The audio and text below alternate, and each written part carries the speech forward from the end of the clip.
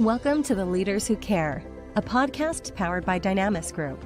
We are here to give the stage and support to those committed to create a positive and lasting impact, way beyond the profits and margins, the leaders of the world who care for others and serve a bigger purpose. Join us on the journey of creating a better, more caring world. And now to your host, Stoyan Yankov.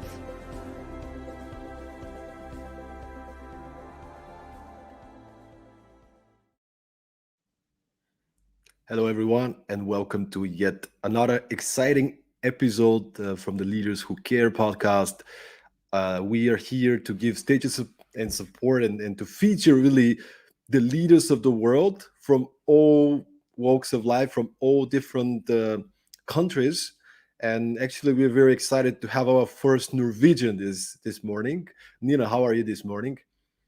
Hi, I'm good. Thank you. I'm honored to be here. It's a fantastic initiative, and I'm, pleased to be the first Norwegian on your podcast.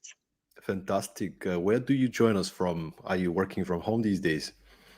I'm working from home, try to, put up some plans in my background to create a more exciting environment. But I'm calling in from Oslo, Norway. Wonderful. What a beautiful city. Yes, I agree. And it's getting really chilly these days. We're hitting the zero and turning over to the minus side of the temperature, but it's, preparing for winter is also part of living in this country. So it's wonderful. I was just in Copenhagen a few days ago, and I gotta say, I was really missing the coziness that you guys in Scandinavia create, especially when it gets cold and you have these candles, and then Danes call it hygge. I don't know what's the word you use, but Yeah. it's just being like, I've been missing this kind of spirit that you guys create. It's amazing. Yeah, it's all about making everything cozy when, the temperatures get cold and the snow is coming, to have, candles everywhere, as you say. And cozy is, the word that we use in Norwegian, koselig, which is, and all the clothes are supposed to be cozy, and, everything you eat is supposed to be cozy. It's, cozy all over the place. So it's Fantastic. nice. I love it. Nina, why don't you tell us a little bit more about your story, your background, where do you come from, and how did you get excited about doing what you do today? Yes, I will be happy to. So I'm originally from Norway, born and also grew up here, just a little bit outside of Oslo. Brought up in a very solid environment by academic parents, hardworking people, but always, throughout my entire life, built confidence in me and, and my siblings in terms of, making sure that we believe that we are able to achieve great results and success if we work hard. But it's also, everything built on the foundation of empathy, compassion, and modesty. So which I think it's fantastic, and it's also given kind of the ability to look at the world in a little bit different manner in terms of the impact and contribution that you can have through your life, and especially through your work. So I think that's grounded in me to make sure that I spend my time on this planet to do something meaningful. And meaningful can mean a lot of different things to a lot of different people. But for me at least, it's all about making or trying to contribute to making sure that we are going towards a better future, both for our people and especially now for the planet. And today I'm the CEO of Katapult Accelerator and Katapult Climate, which is kind of the pivot of Katapult Accelerator as of 2021. And I've been with Catapult since 2017. So that's, not many years ago, but still the very beginning of everything Catapult. Came in early on as was leading the Accelerator program, building the model, building the network of mentors, partners, etc. Been close to all our processes of selecting wonderful startups, and then stepped into the role as CEO last year. It's been an interesting year, throughout the pandemic. And I think, to me, it kind of started when I was in uni. So I'm studying at the Technical University here in Norway. I had a plan of becoming something, completely different. And then my final years, I wrote my thesis on sustainable business models. And this was, actually happening at the same time as the Sustainable Development Goals came into place. And I think that, I kind of impact sustainability brainwashed myself throughout that process, found meaning in something that I hadn't seen before in terms of, what you can actually to do. And I spent some time, trying to start building companies myself. Failed completely on that, and that's fine. And then I also was introduced kind of to the other side of the table, to the investor seat, and found that that was also a very interesting place to be in terms of supporting and working with tech startups, which is my real passion. And then when I found Catapult, which was a little bit randomly, I met the owner of Catapult at Slush in 2016. And I didn't know who he was, just heard that he had some great plans about this new initiative called Catapult and everything that he envisioned for that. And then I like to say that I forced myself into the company by calling our previous CEO and saying that I need to have this role because it's just what I'm meant to do. And then I'm here after 5 years, and it's been an incredible journey.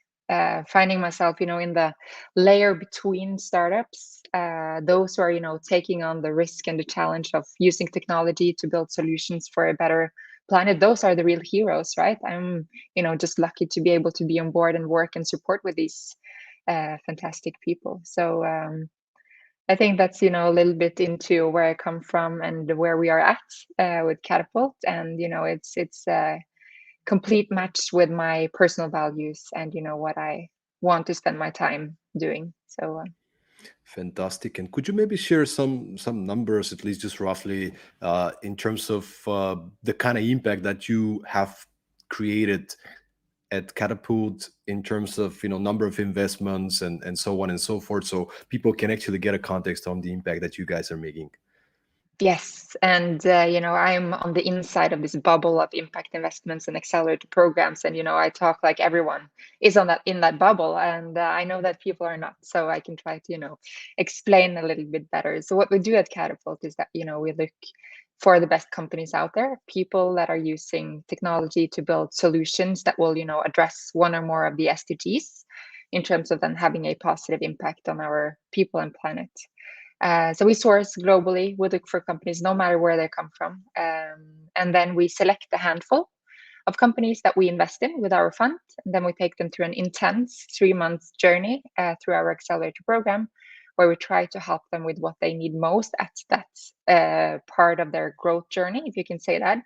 And then we add them, to our portfolio, and we continue to support them with whatever they need. But then we're a little bit more hands off, a little bit more distance, and it's more up to the companies to reach out if they need and want us. And then we also have a follow-on fund, so we're able to do some follow-on investments into the best performers in our portfolio.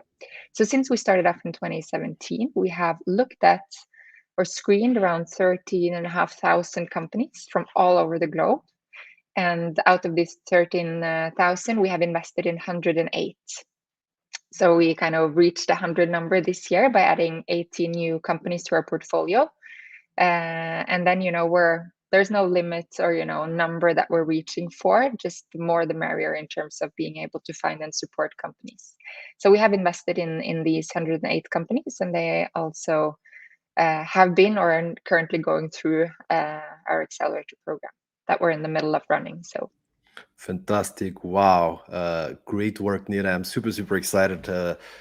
Even more excited that all the investments that you make are somehow connected to something that's creating good to the world, to positive impact to the world. And I'm sure there's many people listening right now who are entrepreneurs, who are building solutions. What are some of the criteria? What is the perfect founding team when you guys are selecting from all these companies? What makes the difference for you to say, yes, we need to get these guys on board? That's a very good question, and I'm always having a very hard time answering that, because it depends. It depends on the company and depends on timing and everything. But we have, of course, a set of criteria that we use when we're evaluating companies. We look at the team, which is I think representing all investors out there, talking about the team and their experience, their understanding of the industry, and kind of the depth of the problem that they're trying to solve. and in terms of the people that have been able to attract, in terms of hiring talent, building advisory boards, building boards, being surrounded with the right people that are able to take their company with them to the next level. So that's it's a complete picture of the complementary skills in the founding team, etc., etc. And all of that is not necessarily in place because we come in at pre-seed, seed stage. So we also need to look for the potential and look at their plans and how they talk about the mentality around recruitment and their strategy and plans. So we can look at what is, but we also need to take into consideration what will come next. So that is on the team side, but also coming down to their intentionality with the problem that they're trying to solve. Are they really passionate about this? Are their personal values aligned with what their company's values? Especially important within impact investments, because even though you're building a drone company to transport medicines in rural Africa, that company can also be used for other really bad activities if the wrong people get into place.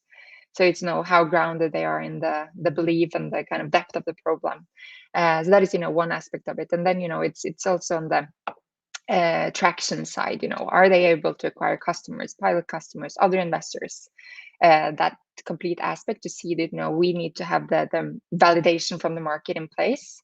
And we prefer to see that companies already are generating some revenue, but we also do some big industry tech cases, more hardware oriented. So that is not always the case, but then you can look at other validations in terms of knowing that this is something that someone out there is willing to pay for. And then we look at the impact. There needs to be true impact, no greenwashing, no I don't want to throw anyone under the bus, so I don't need to go into detail about what we look at as impact or not, but it needs to be able to measure the impact that you're having in terms of CO2 reduction. And since we have also worked across all the SDGs previously in terms of also financial inclusion, health, education, you need to be able to show and measure that aspect, as we believe that the financial performance and impact performance go hand in hand, that there's no trade-off between the two in the type of investments that we do. And talk to me, please, about that. There's many excited entrepreneurs and founders who want to solve certain challenges and causes, and you guys have this as something that's really on the focus: tech for good, using technology to scale the positive impact. So maybe talk to me about that. Like, how could these founders and entrepreneurs who want to build some solutions have in mind that it has to be scalable, it has to go to a large scale? How important is that when you guys are selecting teams to join the program?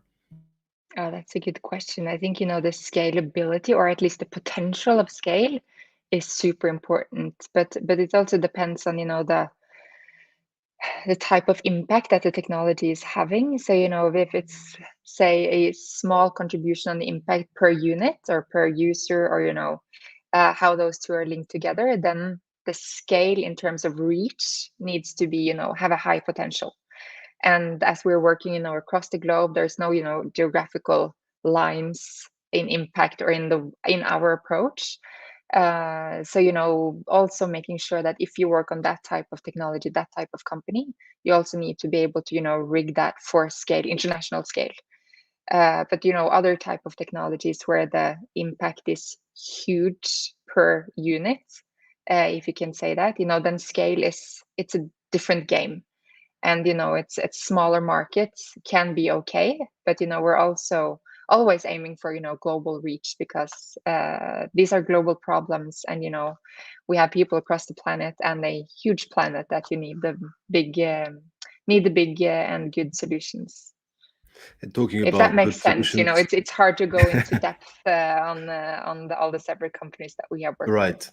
Right, but actually, I think the audience would be curious to hear maybe just some examples, because we are mentioning positive impact, but I think some concrete examples of solutions would be very interesting for the audience to hear. So maybe if you can share just a few of the solutions, the success cases. This company does that to solve this problem. This company. So I think it's interesting and also inspiring for other people to look for what can we solve. So Could you share some examples, maybe? Yes, absolutely. I mean, I could sit here for hours and talk about our portfolio because, that's really what gets me engaged. But at least, this year we have 18 companies in the program. So we have invested in those 18, and they are kind of divided between our ocean vertical and our land-based climate vertical. So they're all working, on climate solution, but we do that on both land and ocean. And at least two of the companies. So we have one company, very exciting, a little bit different than the type of investments that we have done before. So they're,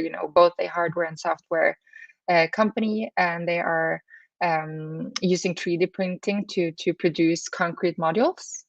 And they're also in that be able to use a big proportion of reused material. In terms of, especially how we look at it in the Nordics, where we can have a big environmental impact is in construction and transportation, as so much of the energy is already coming from clean sources. I think it's 96% of the energy in Oslo, in Norway, are already renewable energy. So there's a lower impact you can have on that type of solutions right here. It's needed everywhere else, or almost everywhere else. But on the construction and transportation side, there's a huge effort to be made. So this company has a really big potential in terms of reducing CO2 in the processes of construction by using their technology. And all the information about our companies are available on our webpage. So you can go in there and read, and then also go to their sites to see more. We also have another very interesting company coming up of Switzerland. They're using satellite images of snow, and to be able to predict melting, and through that, grid stability in terms of renewable energy. So there's also, we do a lot of enabling type of technologies, because you can't only work on the energy sources, or that aspect. There's the picture is so much bigger in terms of the new technologies that's needed to make especially the energy game work. At least two super exciting companies that we're working with right now. Yeah, thank you, Nina. Thank you so much for sharing. How's the whole impact investment the scene looking right now? Is it growing? Is the interest growing right now? How's the situation, especially in Europe? That's it's growing pretty fast, and which is fantastic. When we started off in 2017 with Katapult Accelerator, we're one of the first globally leading impact accelerators of that scale. And it's a fantastic thing that other accelerator VC funds, etc., are coming into the kind of scene of impact investments. The competition gets a little bit harder, also for Catapult, but since we're all working towards a bigger mission, there's room for so many more players, and it's really, really needed. Because I think the impact entrepreneurs have, because it's not been good measurement systems out there. It's been kind of confused with philanthropy, and what we call not real solutions, right? People don't believe that you can make money while doing something good, and we're here to change that mindset, change that state of the art in terms of that's how that's been looked upon. And luckily, we feel that everyone is now leaning towards impact investments, and within the next 5 years there won't be room to do other things than investing in what's needed for people and the planet, and you won't be able to earn money. And I think as an entrepreneur, if you start off today doing something that or not solving real problems, I think you can be successful for a couple of years. We see that all around, but I think those who will be the real winners in the next 10 years. That's where the money is going, both from governments and PE, VC, everything is leaning towards that. If you look at the numbers. I'm so happy. I'm so excited about that. And thank you for sharing, because I would imagine some people listening, even to this podcast, would be like, yeah, Nina is great. Impact, it's very important for the planet, but I want to make good money. I want to build a successful business. And it doesn't have to be something different. You can actually combine these things. And long term, we're not talking about the short term, we're talking about long term. You actually have a way better chance to create a sustainable business by making a positive impact with your own thing. The the strength that you have, the vision that you have. So thank you so much for emphasizing on this. I think it's such an important point for many people out there. Yeah, and we think so too, right? That's what we take on every opportunity to talk about what we do, not to brag about Catapult, but it's about the kind of how this needs to be in terms of our planet surviving and for people to live better lives. It's and we also we can, even though we're still kind of young in this space, 5 years down the line, it's nothing in the VC world. But we can already start, show also by the numbers that, our assumptions are correct or more or less correct. So this year we did our 2 first exits, and we had our first Series B just after 2 years of us investing. And those are, real impact companies. So it's, but that is also really good to us to be able to show to our investors and, everyone around that are a bit skeptical to the impact investment field, to show that it's it matters. Congratulations, first of all, and for Thank many you. more to come. First of all, Yes. Yes. but I'm also really curious. I'm sure the audience is. You've been working in the company, then you become a partner CEO, and right before we started this podcast, you shared with me and Marian that there's so much stuff going on at the moment. So I'm actually curious, how does a week of Nina look like? How do you manage your priorities, and do you have any kind of tips and advice for people watching on this sort of self-management piece? I think there's unfortunately a big difference between on paper what I want my week to look like and the reality when I open my Google Calendar, or I just my days are starting. So I'm not a good example to follow on that, but at least I think the principles that I'm looking to implement. So when I get there, we can have a new chat and I can talk about how I did it. But at least trying now is to spend some time during weekends to prepare for the week, and that is to me mainly about getting an overview. So I spend some time Sunday evening just to, go over my calendar, move some things around, make sure that, my kind of goals for the week in terms of knowing and moving up on the top of my list, the most important things, not always the most urgent things, because there's, a difference between urgency and what actually creates value and drives the company and the people forward. And that is, still to me a learning journey in terms of understanding that complexity, because it's so easy to just, dig into the most urgent tasks. And, working in Catapult and in, the startup, scale up, VC world, I think, everyone is experiencing the same, speed, and, it's super hectic every day throughout the year, and you can it's so easy to be just drawn into that, and kind of disappear just within meetings and deliverables, and so I think it's really important to be able to distance yourself from it. I think that is best done by having days off, taking vacations seriously, being able to distance yourself from being in the bubble, in the moment, in the hectic environment of every day and every week. And then, get the overview, know that, okay, what does the year look like? What are our most important deliverables in terms of, deadlines and goals, OKRs, all of that. And then use those big milestones, break them down into, what you need to do every week or month, and, then down to every day. And that is a team effort that needs to be done together, so that everyone is aligned in the company. Everyone has the same understanding. It's, it's not a CEO or leadership team task only. I think it's, it's come from the ground up. And I think also really listening to the ones that are closest to the operations and taking, that into the way you make decisions and drive the company forward is super important. But I, going back to my days and my week, I try to start every day with an hour, or, ideally an hour, sometimes it's 10 minutes, to do at least one important task. To make sure that, even though I get kind of drawn away by calls and meetings during the day. It's really important, at least for my self-esteem and confidence in being also employer in Catapult, to make sure that I'm able to deliver on something important every day. So then planning that the day before, spending some time in the morning before I dig into my email or my inbox, or enter the first meeting. And I really tried to take that serious. And also together with that, I try to spend some time reading. And that could be one article recommended by one of my colleagues. It doesn't need to be more.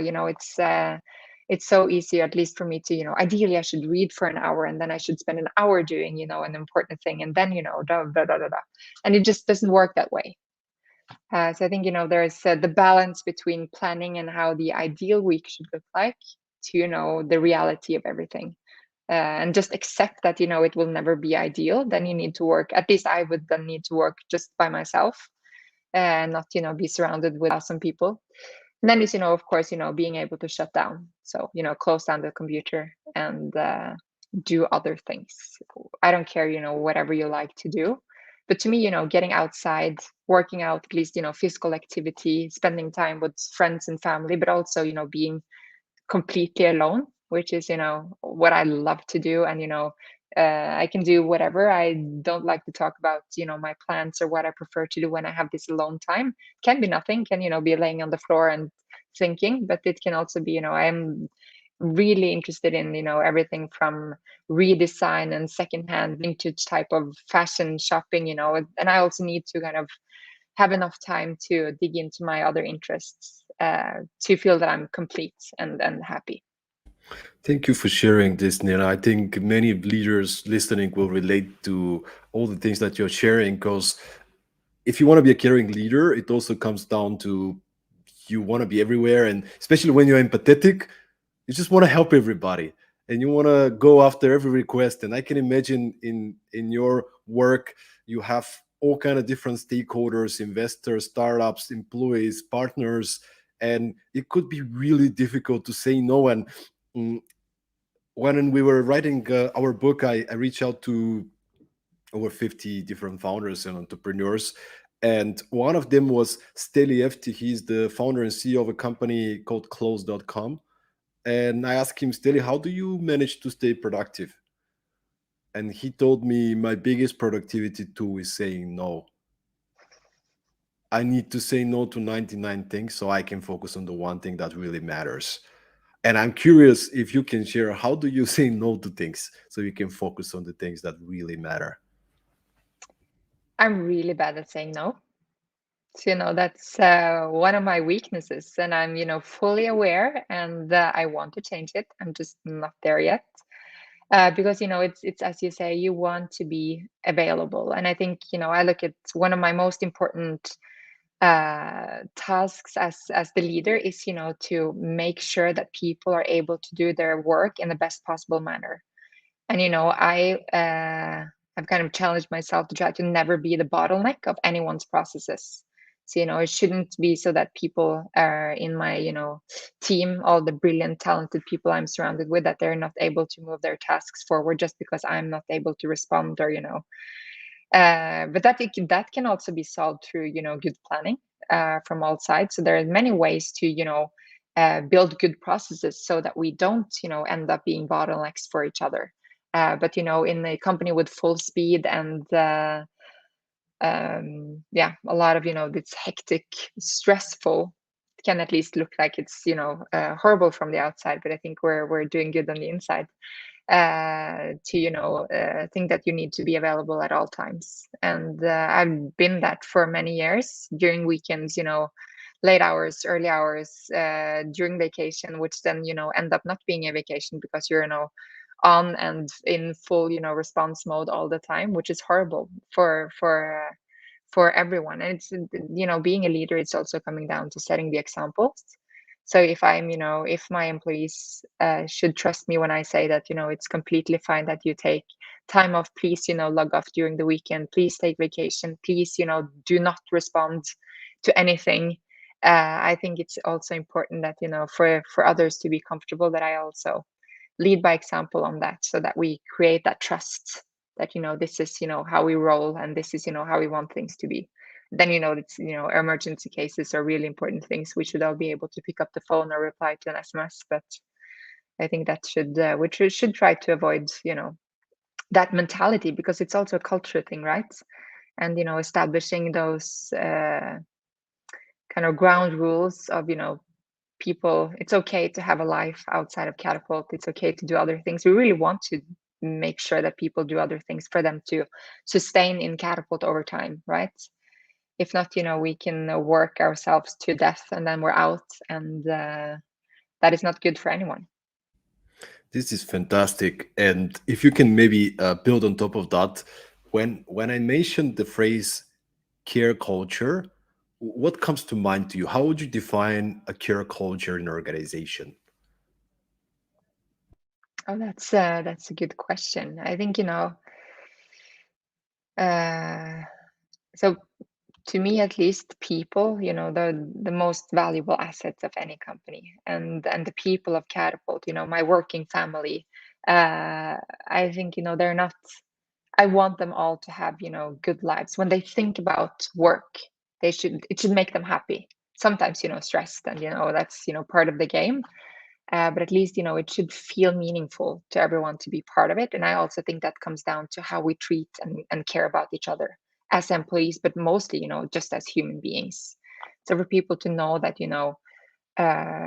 we have, at least what we're trying to have in Catapult is, a very open, transparent culture, but built on kind of a fundament of psychological trust, so that that you can, share your opinions, ask questions without being judged. And people should also, even though I can think that, that was a weird question, or you should know this, or, whatever type of thought, meet every opinion and question with respect. So I think it's, all about establishing that culture of, trying to build each other up, trying to, make sure that we're on the same team, and that, whatever I can do to help someone, I should do that. But that is also vice versa, right? So it should be that mentality across in the company. But I think it's, it comes down to the psychological trust, and, the aspect of feeling safe, and, taking care of, and, making sure that everyone finds meaning in what they do and their role. So for everyone to, feel the responsibility of what we do. And I think in Catapult, that's, grounded in people's values. It's people in Catapult really care about what we're doing and what we're trying to do.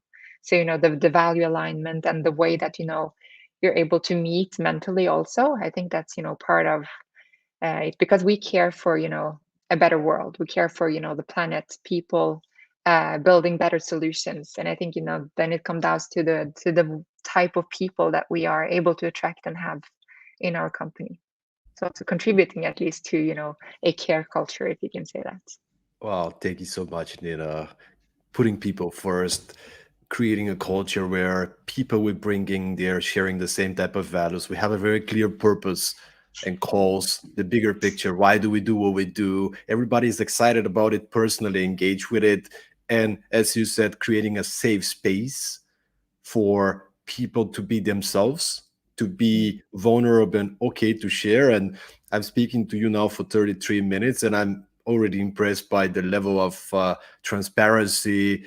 You're not trying to be perfect. You're actually sharing what you're good at, what you're not good at. I didn't do this right. I had a startup, it didn't work out. And I think this is such an important point for every leader out there. If we want to build a safe culture, a culture where people feeling themselves, we need to be vulnerable as well. And maybe if you can share a little bit about that as a leader who's actually leading by example in this specific area. How did you might take it for granted, but I gotta tell you, it's not so common what you're doing. How did you create this level of vulnerability to feel okay to admit that you sometimes make mistakes, and to be honest and transparent when you do? That's a good question. I think, it all comes down to the way I'm being, brought up by my parents, that mistakes are accepted, and it's, you're forced to be, or at least I was forced to be open about it. And, the opposite was the worst, to try to hide things or pretend or, not to be honest. So I think it comes from there, like fundamentally.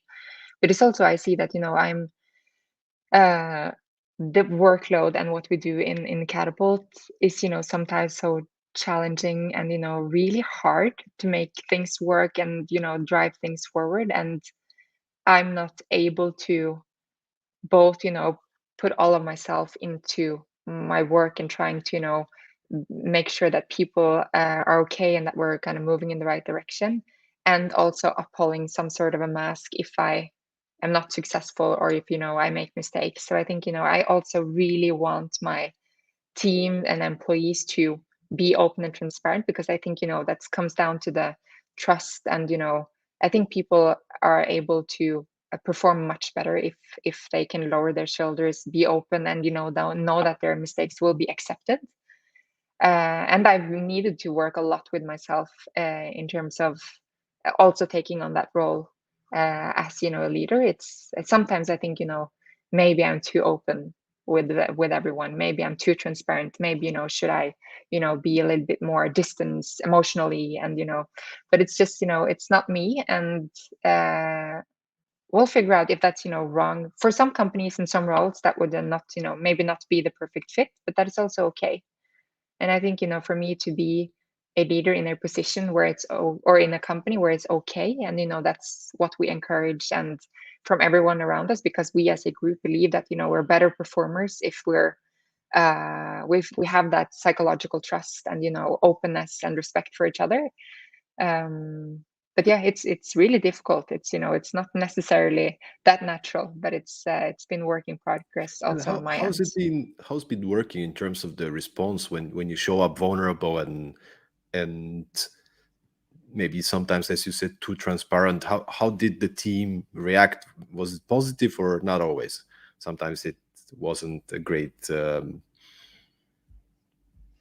Yeah, I think it's, at least with the employees that we have now, with the teams that we have now, I think it's very much welcomed. And I think also we're not all necessarily on the same page in terms of how we look at it. And, but it's one thing how we are internally in Catapult, right? So that's one culture on the inside. And then it's, you need to sometimes at least represent the company in a little bit different ways. So, I'm not, when in meetings with all our investors or partners, or, when we're interviewing startups that we're going to invest in, that's a little bit different game.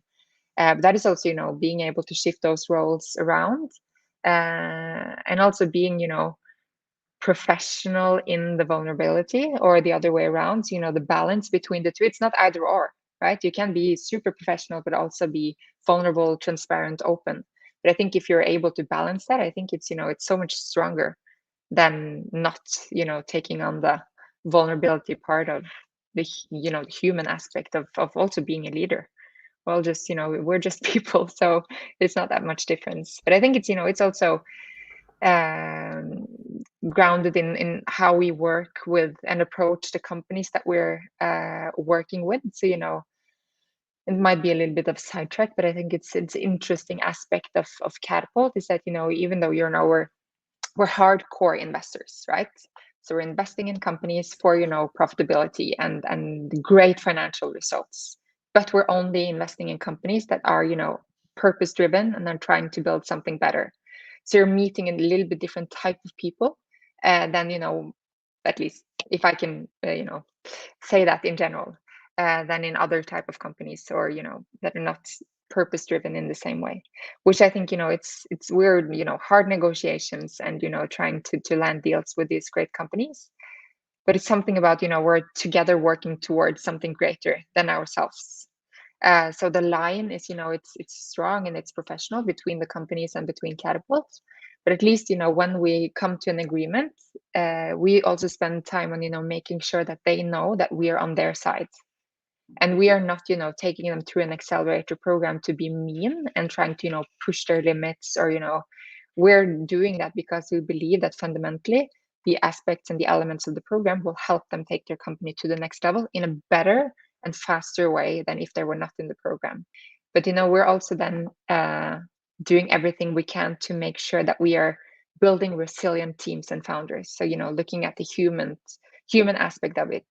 And so we spend a lot of time just, talking and sparring with the companies on, building culture, how to become better leaders. And before the pandemic, when we had all our programs physically here in Oslo, we also did a lot of, we had physical workouts. We introduced the concept of meditation with everyone. We took everyone to, a cabin trip out in the woods where we only spent time on, deep, important conversations and, reflections and everything outside of, the traditional hardcore extreme sport, which is really is to build tech startups, right? It's maybe the hardest thing you can do.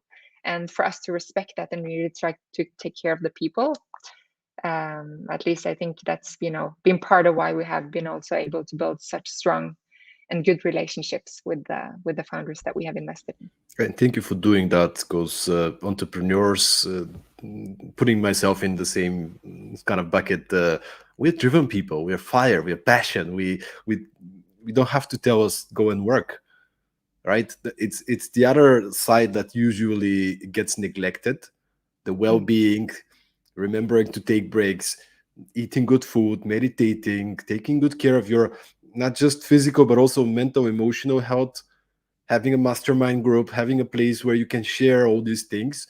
And I'm actually curious, for you as a leader, what do you do when you're feeling overwhelmed? You have a really one of these days, right? And you still have a lot on your to-do list. You have a lot of to do decisions to make. What do you do when you're feeling overwhelmed, but you need to be on? That's that's a good question. It varies and it depends a little bit. So one thing is, the kind of groundwork that I'm trying to do in terms of, really prioritizing enough sleep. And, I try to read before I go to bed. And one side of me says to me that, you should read only things relevant to work.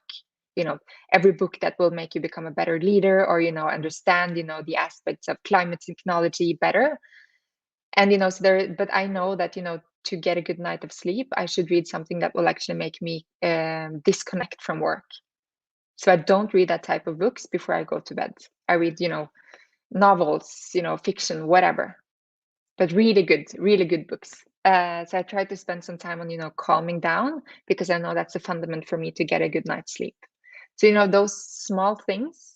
And also I've been very much into the kind of meditation space, but to me, I'm, at least not yet able to do the, 20 minutes, 30 minutes type of sessions, but I do 3 minutes.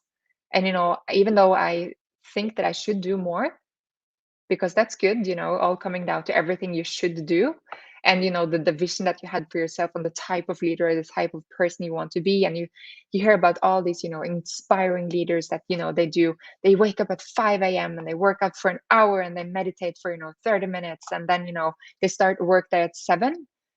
And, I would love to be like that. But, I'm also, it's okay to not be like that. And you can still be a good leader or, do awesome things and create fantastic results. But, it's people are different. And you also need to kind of find the way that, works for you. And so, yeah, there are those small things that, make sure that I'm able to sustain, because that's, also part of the game. To make sure that I can sustain and be a good leader for my people, and make sure that Catapult is in the best position possible to continue on our mission. But also, most important thing for me is to spend time outdoors in the woods, or swim in the ocean, and be surrounded with quality time with friends and family. That's I gotta admit, small aspects. I went to Norway in Oslo Fjord. It was, I think, back in 2014, and there was this business/personal development conference called Elevate. Amazing conference. They don't do it anymore, but and there's this guy. I don't know if you heard about this guy, David Wolf. He's in nutrition and doing lots of and he was there, and we went, and we had this winter bathing in the night. Like, he was going, hey guys, come with us. So we went and we did winter bathing in Oslo Fjord at night. That was cold. Yeah, it's cold. That was cold. But I wonder, do you do winter bathing as well? Yes, I do. Started with that last year. So me and my partner, we decided that we should become all year round swimmers. So, but that, just meant that we need to do one per month. So, we have a November swim, December swim, January swim. So we did that all year round last year. And then, it's, outside of my comfort zone. I love everything, swimming and water activities, but, I'm also, fan of comfortable temperatures, even being in Norwegian. So it's, I actually need to go outside of my comfort zone and, really embrace that. But the kind of the feeling that you get from doing something that, you feel at least I feel I'm a little bit crazy by doing things like that. And the feeling afterwards of, small wins, small challenges that you're able to master, it's wonderful. And, also being able to feel nature so close to your body in, the uncomfortableness of it. It's, yeah, it's a fantastic feeling. I love it. Have you been to Wim Hof events previously? Yes, I was at one in Voss here on kind of the western coast of Norway, or the western side, with two people that have been trained through his programs, and we did the whole session, and we went down to this river where there was melting water from the ice and snow in the mountains, and walking out there, sitting down, and I think it was like 3 degrees. It was an experience, very interesting experience. What did you learn from it? To find comfort in the uncomfortable situations, and the presence part of it, being present in the moment. I think that is something that at least I need much more of. Just speeding through life, looking back, oh my God, it's 5 years since I started in Catapults. What has happened? Okay, I can count by the numbers that we have done great things, but where did the days go? And so I think being able to create a more meaningful life, to me, also to be much more present in the moment, and not always just run after the next challenge and the next challenge and the next challenge. And and that comes down to everything from being able to sense and take in the surroundings, taste of my morning coffee, not just drinking it because it's part of my routine, or I need a caffeine, or whatever, but the feeling of holding the warm cup, and what it actually gives me of pleasure, and part of the happiness and joy. And can you share, if you have any kind of a mental hack on how do we get aware, right? Because everybody gets off track once in a while, but the question is how fast we get back on awareness and saying, hey, get back present to the moment. You don't have to be in 2 days when you do a presentation. That be here and now, and focus on the next slide, or drink your coffee. So do you have any kind of a mental trick or hack to get back to be present to the moment? I think that is, I believe in everything from a 3 minutes or 1 minute breathing pause in the morning when you wake up, to reflect on, did I have a good night's sleep? How do I feel? What type of challenges do I have in front of me, and how will I, enter them today? And try to also set that mindset for yourself, because I think if you're coming into new challenges situation, and you have prepared that you will meet people with an open mindset, or you will, today I will try to respond very positively to everything that my team says, or I will make sure today to remember to say thank you to people doing things for me, or make sure that my employees feel appreciated. Do those type of reflections in the morning, or when you go to bed. Some people do this, write down 3 things that you're grateful for today. That also makes you really into the moment, right? And I've been thinking about all these type of implement things in my routine, but I'm trying to not be too strict on that either. But at No, least kind of morning, I have some issues with my shoulders. I think might come from the home office, too little activity. So in the morning I do some exercises for my shoulders, and I try to do them in my kitchen, where I have the most beautiful view over town, and also then spend time on being present in the moment. So that's just combining those two works well. I love it. And if you can reflect and think of, for the past 24 months, what was a leadership lesson that you learned in the past, let's say, 24 months, that a lesson or a belief or a habit, leadership standpoint that you haven't thought of before, you haven't implemented before, but it was really a great addition to the way you do things?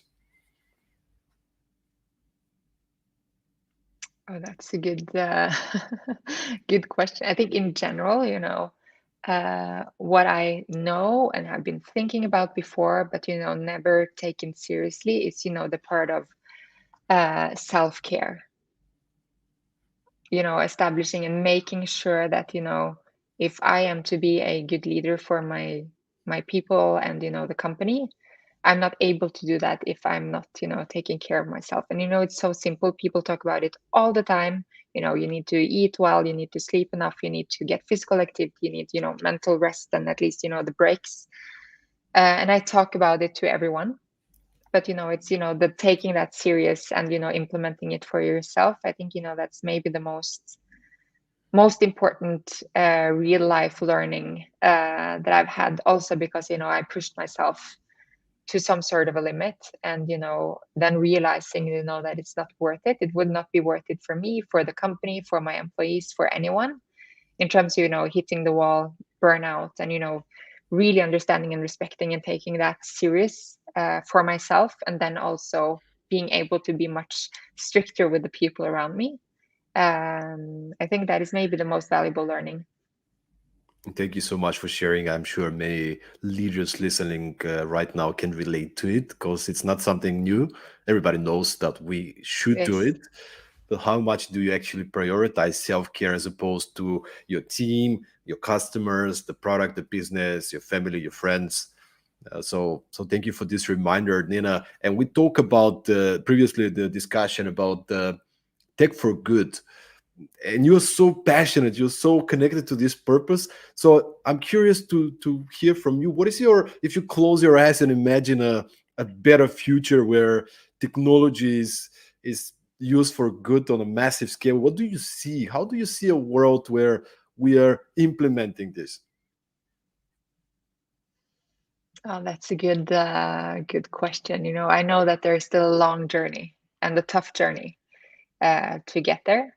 But I'm actually, I truly believe that we are able to solve the big issues in front of us. And I think the aspect of technology, it can be used for so many awful things. Not only, in terms of kind of the really dark sides of our society, but also in terms of, how we build our cities for people to live good lives. If we need to build, and then it comes down to, the building and planning and implementation of safety, but also, building and designing an environment where people want to walk, simple things. And that doesn't necessarily come down to technology, but it also does, because, this is, one of the things that I love talking about, the aspect of the electrical scooters that have, attacked our cities across Europe, at least, which is, in many ways a fantastic contribution to the, the smart cities, mobility aspects of things. But I think, also one of the biggest threats to our society is, obesity and inactivity. Biggest cost for the government. I think, taking away or at least making it easier for people to make bad choices. I think, that's not the way or the direction that we should go in. So I think, I want to imagine a society where, those things can exist, but it's also need to be aligned and in balance with other, implementations. And that could be, just in terms of increasing knowledge, so that people are aware and can make active choices that they know that will be, better choices for themselves and people around them. I think, if we can use technology to help people make better choices, I think we're, on the way to something really good. I love that. And we had previously, one of our guests is the CEO of B1G1, Buy One Give One, a great nonprofit organization, Masami Sato, and she emphasized on something which I found was really thoughtful, the power of small, they like to call it. the power of small acts of kindness, or the small, because sometimes we're like climate change and it's like, wow, how do I solve the climate change? I'm just a guy, I'm just a dude, right?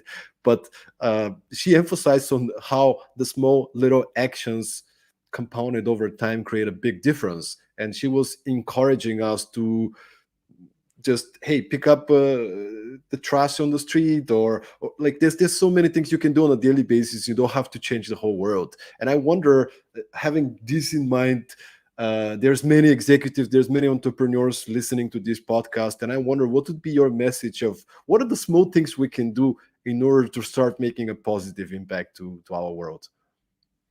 Oh, this is such an important topic, and it's one of the things that I'm really passionate about, because I think we can all hide.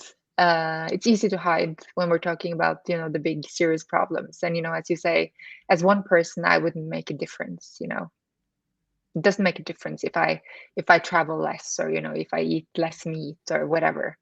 But I think that's a really um, I shouldn't use really harsh words, but I think I don't believe in that type of attitude. And I think that the responsibility lies on all of us. It's on my shoulders, it's on your shoulders, and the 7 billion other people we have on our planet.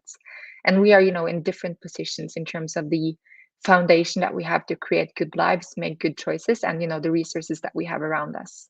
And I think at least the pressure I put on myself is that I come from a very resourceful country, right? And I feel that I'm obligated to make better choices, not necessarily for myself, or for the people of Norway, but for people from elsewhere. And also because of that strong connections that I have to nature, right? I want that to sustain. So I think if people say that it doesn't matter, I'm just one person out of 7 billion, I think we can also the ocean only consists of drops, right? So, and the complete picture of that is it's all connected, and we all make a difference. And in my personal life, I also think that it's difficult to balance, because I need to travel in relation to work, and I can't take the train everywhere. I took the train. I think my longest journey was 24 hours to Berlin from Oslo in 2019. And that was also a challenge, and we used it for some marketing purposes, to try to influence, not to try to lead by example necessarily, but also to show what does it actually take if we were all able, if we should all travel by train to conferences. No one can spend 24 hours back and forth and everything that they're going to do, but it's just at least thinking about all of this and making better choices, to travel a little bit less, and eat less meat. And I'm, as I said, very much into everything secondhand, vintage type of fashion, right? So I made this commitment to myself in 2018 to not buy any new piece of clothing. For I was supposed to do that for a year, and I'm still on that mission. So I buy a lot of new clothes, but all secondhand. And I'm not to say that everyone that are buying new clothes are doing something wrong, but it's if I'm able to communicate that in a little bit of funny, crazy, quirky type of way, but then try to inspire someone to buy one new thing as secondhand, instead of then we're on the way to something. The small things, you know changing one dinner that week into vegetarian instead of meat, just one, it makes a difference. But I think it's also important for people to be able to see and understand that it actually contributes. So that is Yeah, up to the policies and governments in terms of building knowledge and increasing the knowledge of the populations also. that is such a brilliant way for us to kind of wrap up this amazing and inspiring discussion. Nina, is there a final message you want to leave the audience with? That's I think it's we should all take in over us that building a better future is everyone's responsibility, and we all need to contribute. I think it's there is no excuses in the world of climate change. And finally, Nina, if you can share, it would be fantastic if you can share more about where can people find you, can find Catapult, get to learn more about the programs, and how can they get to participate and be part of this. So, everything is to be found on our webpage on catapult.vc and on our LinkedIn page. But I think also, outside of the core of Catapult, which is, the vehicle for impact investments and accelerators, we also have the Catapult Foundation, building fantastic, educational programs on impact investments, et cetera. And then we have Katapult X, which is, our community arm. So following and kind of getting engaged in the Katapult X network is also a very good way to find, other purpose-driven people. And we're next year again hosting our Katapult Future Fest, which is a tech conference here in Oslo. Everything, grounded in the field of impact investment. So there are many ways to get involved. And for startups, please apply for our programs. Investors, send me an email. I'm happy to jump on a chat with everyone. And just reach out. And we are, open and we're very friendly. So don't be afraid. Fantastic. Thank you for sharing, Nina. Make sure, guys, to check out Catapult and all the cool stuff they are doing. And as you can see, it's episode 54. So that means there are 53 more episodes on all podcast platforms. So if you enjoyed this one, make sure to check out The Leaders Who Care, a place where we bring fantastic leaders like Nina, who are not just amazing business people, but actually with the work that they do, they're inspiring care culture, they're making a positive impact. And let's share more of these stories. Let's do more small acts of kindness and things that will help us to live in an even better world. Thank you so much, Nina, for being with us. Thanks everybody for listening, and see you again at the next episode of The Leaders Who Care. Thank you so much, Stoyan.